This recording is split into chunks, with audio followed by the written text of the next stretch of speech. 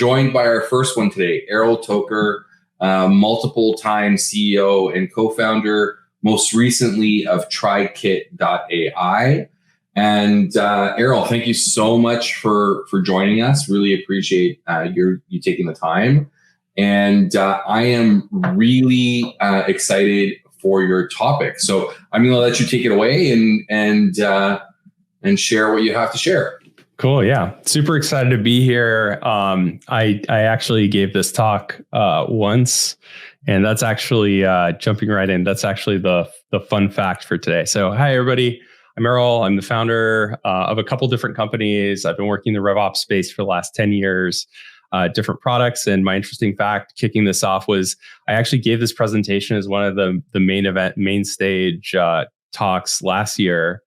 And it went really, really well until we got to Q&A. And I sucked the air out of the room a little bit because I didn't have a good answer for something that somebody asked about, well, where's RevOps headed? But I think I'm really well prepared. And, being the first one on stage, I'm going to try to breathe some life into you guys and hopefully have a really good Q&A. So the origin of my talk, like, how did I get to this point?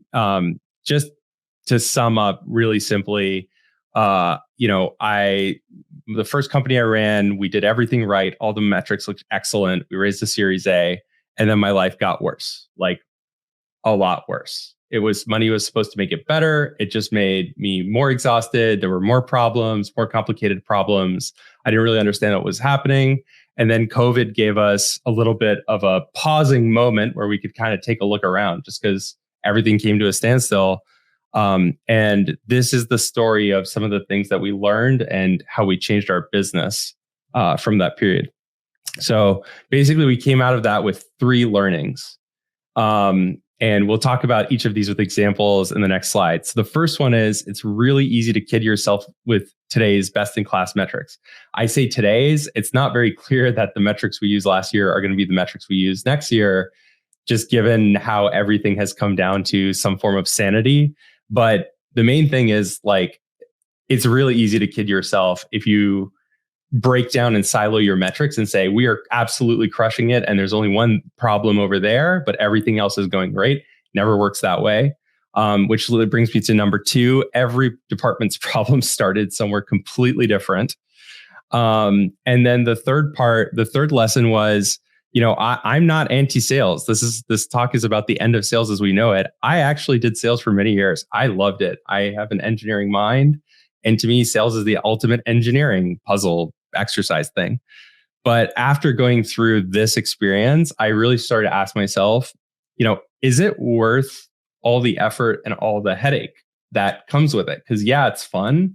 But when you try to scale with 20, 30, 40 people, it can get awfully, awfully messy. And basically, taking these 3 things, what we realized was we were spending all of our time trying to build a sales machine from our point of view. So it was like we're trying to build this factory floor, this conveyor belt where, we send emails and people come in and they go from A to B to C to D, and we knew exactly how much the cost of making those jumps were. But we never really thought about what was happening from the customer's perspective. And I came from a product background. And in product, we talk about this concept called job to be done, which is, you can sit there and say the job to be done of sales is to close business. But at the end of the day, the job of sales is to make the business successful, right? So rather than talking about making sales success, having a great marketing department, a great sales department, what does it mean for the business to be successful? And we thought to ourselves, well, the answer to that is the right people come in the door, the exact right people for the business, not we're going to close revenue. The exact right people come in the door. They see exactly what they need to see to buy a product and then leave us alone, because that's what we notice. And everybody knows this in their business. The best fit customers are always the quietest, and they always renew and they always pay more than everybody else. So who is that person? What do they need to see? Where are they in the world? What are they doing at, on a Wednesday at 9:35 a.m. Central? Who is that person? Those are the questions that we started to ask, and we started working backwards from that. And as we did that, it was a very interesting sort of 3 to 6 months. these are just some of the, I know that we like to talk inputs, outputs, but just to show you some of the outputs that we achieved in just 6 months, these are what's happened with some of the stats. So our MQL to SQL rate, in other words, people who showed up to people with whom we booked a meeting to whether or not they progressed in the sales process went from 15% to 85%. That means almost every single meeting that we took was pretty much qualified. The amount of time it took to do demo prep. So in other words, just think about like getting yourself psyched up in the right place, making sure that you have the right screens up, that you have the right demo flow and you're going to customize.